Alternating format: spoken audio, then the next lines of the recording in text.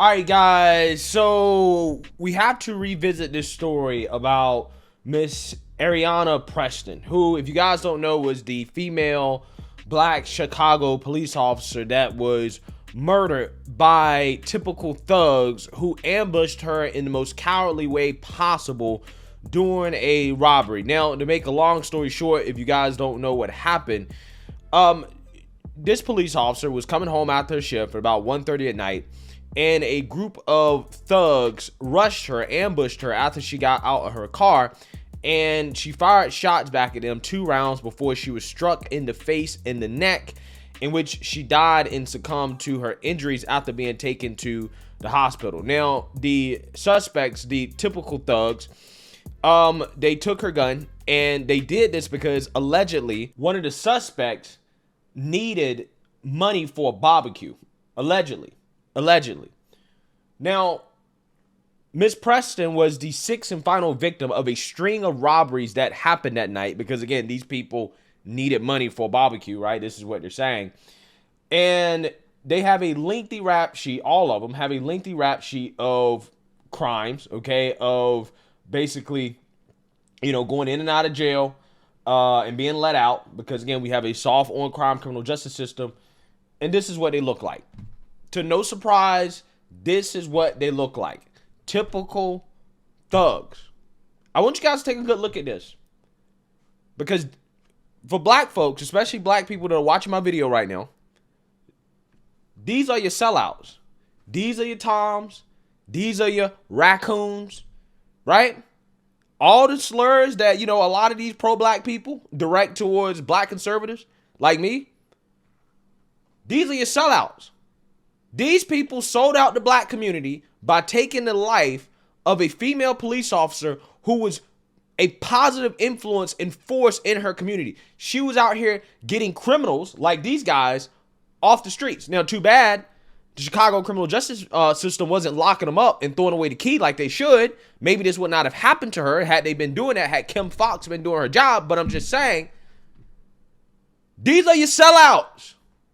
These people sell black folks out every single day, and I don't hear a word about it, okay? But I'm going to get more into this because I actually want to do something I rarely do, but I've done it before on my channel. I want to respond to one of the DMs that I get from one of these pro-blacks in which they have a problem with me talking about these type of subjects. I want to respond directly to it. But first, I want to actually play a news clip of kind of what happened, an update of this incident so you guys can get a full understanding of what's going on here. And then we're going to get more into what I got to say about this because I got a whole lot to say. So without further ado, roll the clip. Now charged with first-degree murder in the shooting death of Chicago police officer Areanah Preston. Police say the group had been on a crime spree before killing the officer. Fox 32's Joni Lum joins us live from police headquarters with the latest. Joni? Hello, Sylvia. Investigators had to work through their sorrow, and they say that community involvement helped them to make arrests and stop a crime spree that victimized women alone before it ended with the fatal shooting of Officer Preston. The offenders are teens: 19-year-old Travell Breland, 19-year-old Joseph Brooks, 18-year-old Jaquan Buchanan, and a 16-year-old male. Police say at least 2 of them shot at Officer Areanah Preston when she was returning home from work at 1:42 a.m. Saturday. Police say the 4 offenders were traveling in a stolen red Kia and they were looking for people to victimize. They allegedly committed multiple crimes before ambushing Officer Preston. As Officer Preston was returning home from her tour of duty early Saturday morning, 4 offenders pulled up in a stolen vehicle. The offenders quickly exited the vehicle and ran towards Officer Preston while armed. An offender fired at Officer Preston, who returned fire. The offenders continued to shoot Officer Preston, and offenders stole Officer Preston's weapon before all offenders fled the scene in a stolen vehicle. Her last arrest that evening, even the arrestee, once finding out the news of what had happened, she wept. But that speaks to credit of Officer Preston. Commander Pendarvis says that the charges put police on a path to heal from the loss of this star officer if they can ever get over their grief. The officer's weapon was stolen. It has not been recovered. That stolen car was set on fire, and those 4 offenders are going to be in bond court at this hour. Reporting live at police headquarters, I'm Joni Lum. Back to you. All right. Yeah, so you seen that, you heard that. These cowards, okay, they stole a Kia, they stole a vehicle, took the stolen vehicle to commit a string of robberies targeting only women. Okay, I wonder why they targeted only women. Okay, they must have thought that the women would be unarmed, right? They ambushed the women and robbed them. And then again, the 6th and final robbery they did with this female police officer who actually could shoot back, but unfortunately she was overwhelmed by the thugs and she lost her life. That's what happened. And again, these thugs look like typical thugs. Okay, they look like the people that terrorize these communities every single day. But yet, you have people like this that are in my DMs every single day. These are the type of messages I receive because I talk about this issue, because I call this issue out. And I want to respond to this particular individual who I won't name. I'll keep anonymous, even though, you know, he is anonymous, because a lot of these individuals, right, they don't really want to reveal who they really are on social media. So they anonymously send these type of messages to me, right? But I want to respond to his points here because I'm pretty sure a lot of the so-called pro-blacks think this same way. Okay, a lot of people who's, you know, don't really have the mental capacity to critically think about what I'm saying and the issues in the black community and how this stuff has to be called out. I want to respond because I'm pretty sure a lot of people think the same way. So let's go ahead and get into it. This person sent me a message a couple days ago, probably like a week ago. He said, "It's crazy how you monetize racism on your channel. You highlight black crime like a MF. Who hurt you, bro? You could have made some bread without throwing black people under the bus. We see the play, bro." So first and foremost, I want to say this. Whether it's O'Shea, Duke Jackson, or anybody else, right? It's always funny because the first thing that comes out of these people's mouths when they criticize me is how much money they think I make, right? It's so funny how that works, how black folks have a crab in the bucket mentality. As soon as they see another black person get ahead, or they think getting ahead, because they really don't know, right? They think, oh, you're making a lot of money. The first thing they mention that comes out of their mouth, well, he makes money, right? Again, it tells you where the criticism is coming from. It's coming from a place of jealousy, right? Jealousy. It's not real criticism. He's not actually really criticizing things I'm saying because he can't really refute my points, right? So therefore, let's start with the fact that, oh, well, I believe that you're monetizing this, that you're making so much money off of this. Ain't it amazing how that works? But he asked, you highlight black crime like a MFer. Who hurt you, bro? Well, you know what's hurting me? The fact that black women are losing their lives at the hands of thugs and criminals. That's what's hurting me. Okay? That's hurting me. It hurts me to do these stories. Okay? In fact, speaking of black women, what happened to protect black women? Where are all the people that are always talking about protect black women? How black women are so important to the black community. They need to be protected. Protect black women is silent. Just like Black Lives Matter is silent. Again, it's funny how that works. He claims I'm throwing black people under the bus. But again, it's funny how I guarantee you, this person is not going to send a letter. He's not going to send a letter to the criminals and say, why are you throwing black people under the bus by killing them? Why'd you kill your own people? How many black folks have I killed? 0. How many black people have I robbed? 0. How many black people have I hurt? 0. But I'm throwing black folks on the bus. Again, I guarantee you, this person is not sending a letter to the thugs and criminals in jail asking these same, why are you throwing black folks under the bus? Again, this is why we're not going anywhere. I said, are we not supposed to talk about black crime? Are we supposed to ignore it? This person says, you highlight it as if you're against the black community, but you know it's easy to monetize off of, which is sucker shit. So again, I want you guys to understand the logic here. Highlighting black on black crime, or just talking about crime in general, apparently means that you're against the black community. And again, it's funny how that works.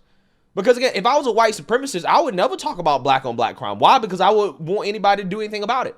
I would never want anybody to know about it, and I wanted to keep happening if I was a white supremacist, right? If I was against black people, I would actually do the exact opposite, and I would ignore it. That's what I would do.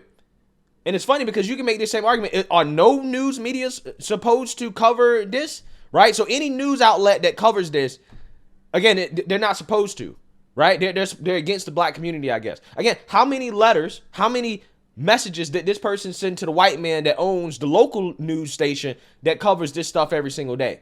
I guarantee you this person didn't send a letter to them and say, why are you monetizing this? Also, second of all, when it comes to monetization, a lot of these videos don't get monetized, guys. A lot of these videos, I actually demonetize myself. Now, I let YouTube decide whether or not they want to monetize, but I actually demonetize them myself. But again, this person doesn't know that. Your followers don't even match your YouTube following. Bots. Yeah, so I think he's talking about my Instagram following, which I only got like 2,000 followers or something like that because I don't promote my Instagram. I don't post political things on my Instagram that much.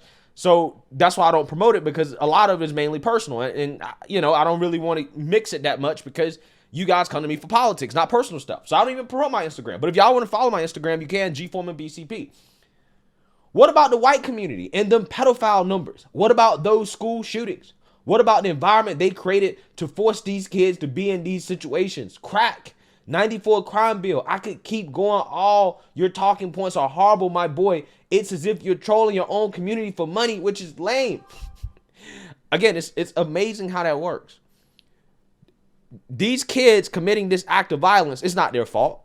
It's the white man's fault. It's the system's fault. It's the fault of the politicians back in the 80s and the 90s. I'm so sick and tired of the excuses, man.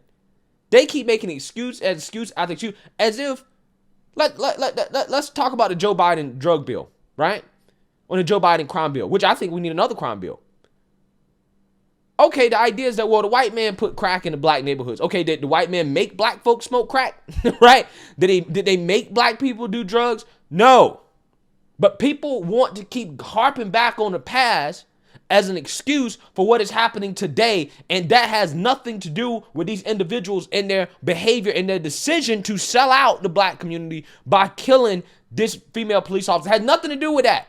That's not what they was thinking about. Because every black man in the 80s and the 90s did not go to jail, right? They weren't locking up black men because they were black. If you didn't smoke crack, if you didn't do drugs, if you didn't sell drugs, if you weren't a criminal, you weren't locked up, right? You was not getting locked up, okay? Because again, if they were locking up every black man, then there would be no black men. But they weren't doing that. If you were a law-abiding black man, you lived a regular, normal life like everybody else. So I don't want to hear the excuses. It's not an excuse. These bills were not an excuse to commit crimes. Just like these kids right here wanting to fund a barbecue because they hungry. That's not an excuse to rob and to kill. It's not an excuse. Instead of getting a job, these kids decided to live a life of crime, to rob their own community, again, instead of getting a job. And if there's no jobs in the community, it's because kids like them, criminals, thugs like them, robbed them out of the community to the point where businesses can't survive because of all the crime. But again, leftists like this person right here, simps for criminals, will come out here and say, well, it's because of the drug bill. It's because of the crime bill. It's because they was hungry. They living in poverty. It's the white man's fault. It's not their fault. It's not their fault that they robbed and shot and killed another black woman. It's the white man made them do it. They was just hungry. And then you wonder why shit don't get better.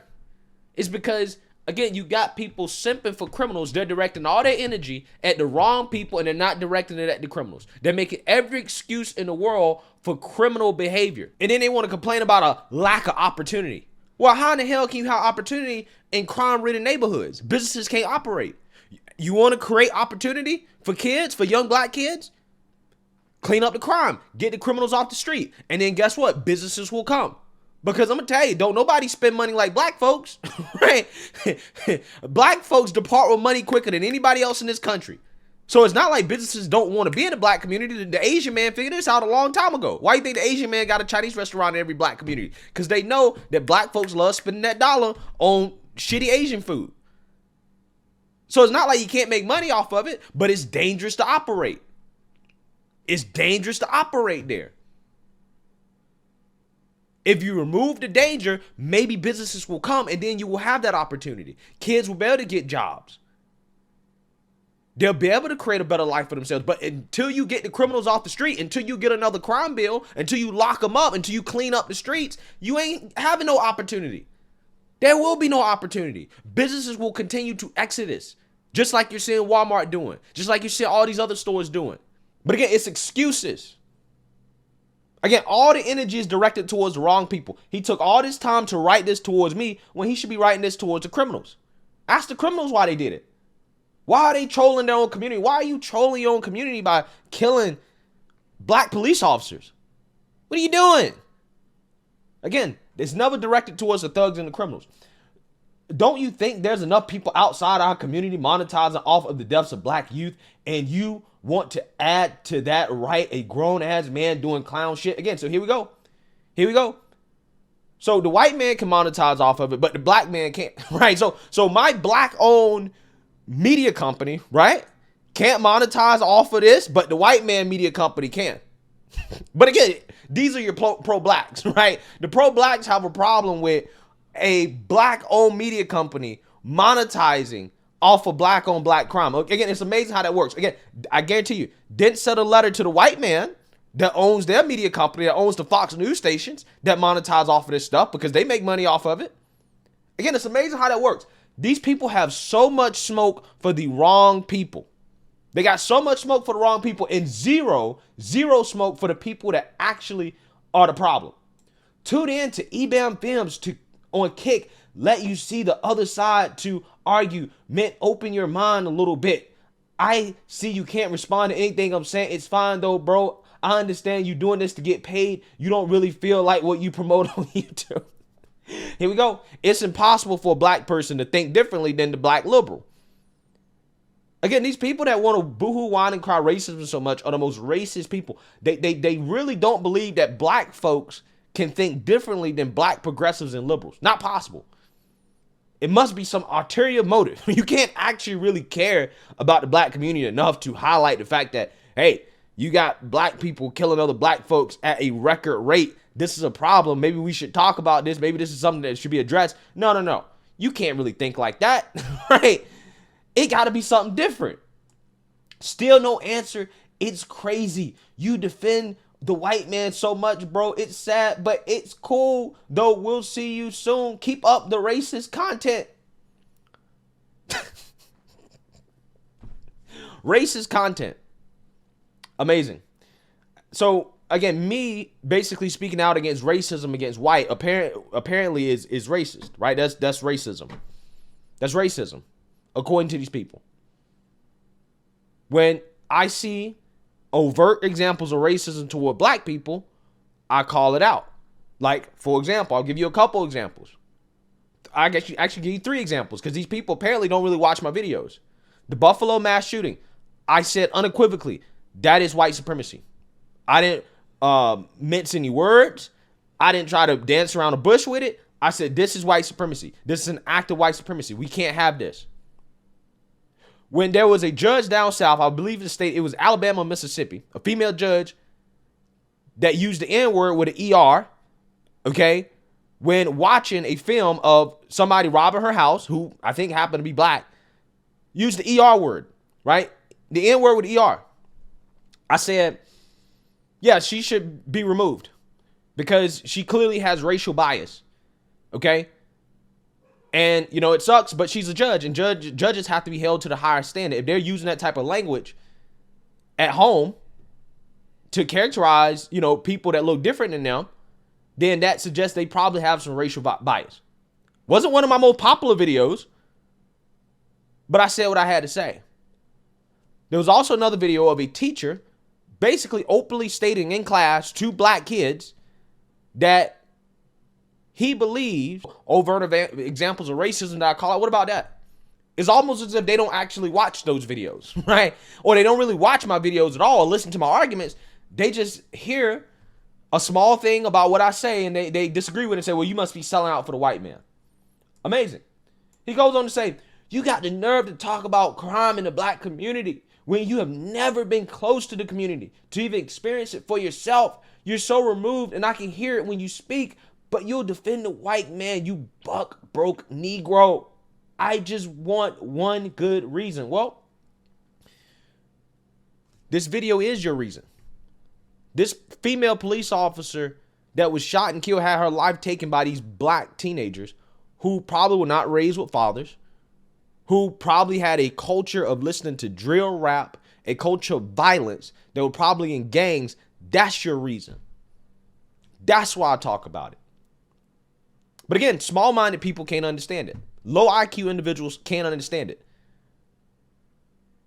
because they don't actually really believe that criminals should be punished. They don't believe criminals should be called out. They actually, it seems to me, they're pro black death, right?